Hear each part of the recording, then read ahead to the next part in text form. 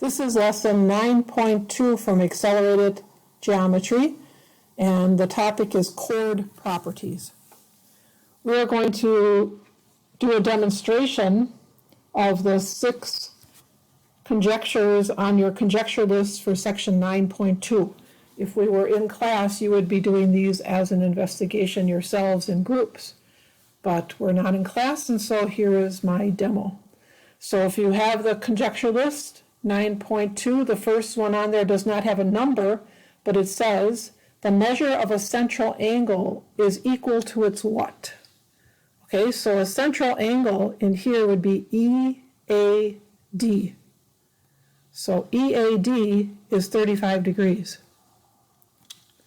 Okay, now I want to look at the measure of its intercepted arc.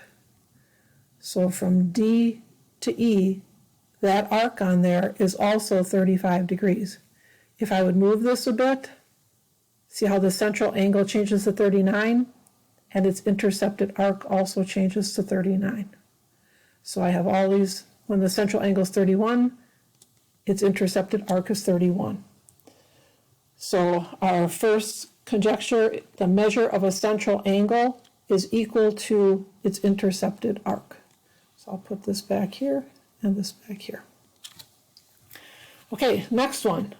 If 2 chords in a circle are congruent, okay, here's 2 chords, ED and CB.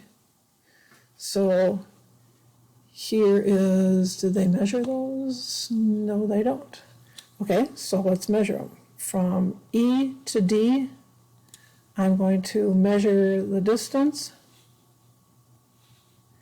And from C to B, I'm going to measure, from C to B, I'm going to measure the distance. Okay, so now I have shown you that those 2 chords are equal to each other. If 2 chords in a circle are congruent, then they determine 2 central angles that are what? Let's bring in these central angles again. EAD and CAB. So if the chords are equal, they determine 2 central angles that are also equal. So that is conjecture number 76. Okay, move these back, see if we need them later. Conjecture 77.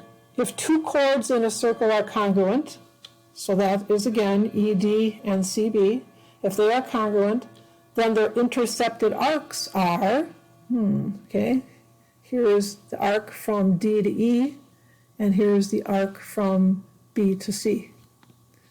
Okay, so if these 2 chords are equal to each other, then their intercepted arcs, which go along here and over here on the circle, they are also equal to each other.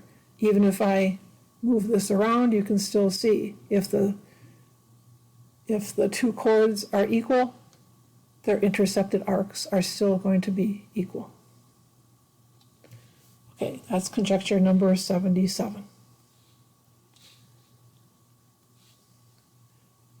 Conjecture number 78.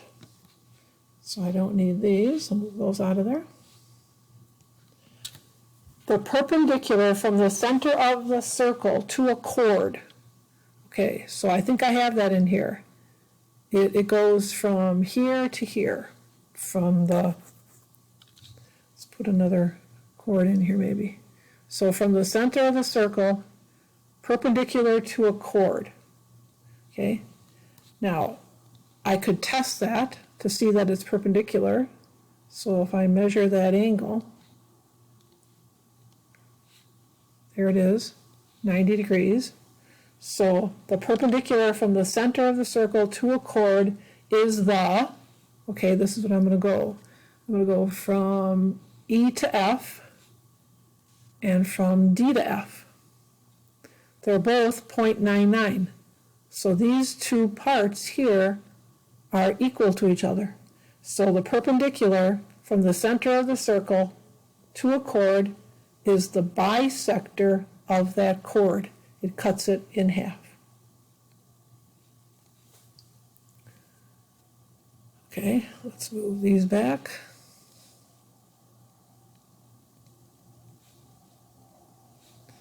And I'll move this up here.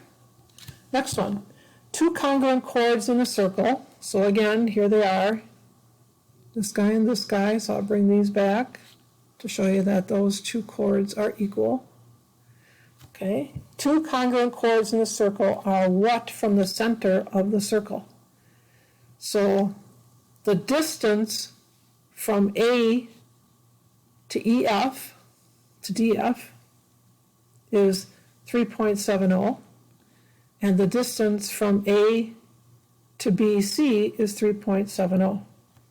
So if two chords in a circle, here and here, are equal to each other, then they are the same distance from the center of the circle. So you could say the same distance or equidistant from the center of the circle. Okay, then the last one has its own page. The perpendicular bisector of a chord. So here is what I think is the perpendicular bisector of this chord. How do I know it's a bisector? Because CD is 1.01 and this is 1.01. And then I'll measure one of these angles here to show you that it is actually 90 degrees. So measure that angle, and it is 90 degrees. So therefore, this is the perpendicular bisector of a chord. It passes through what? It passes through the center of the circle. So the perpendicular bisector of a chord passes through the center of the circle. Now I'm going to see if I can write on here. This is a construction that they often have you do in this class. They give you a portion of the circle drawn poorly, okay? So that is an arc of the circle. And they say, find where the center of this complete circle would be. To do this, you use this conjecture. You take a chord, and from each endpoint, you create arcs,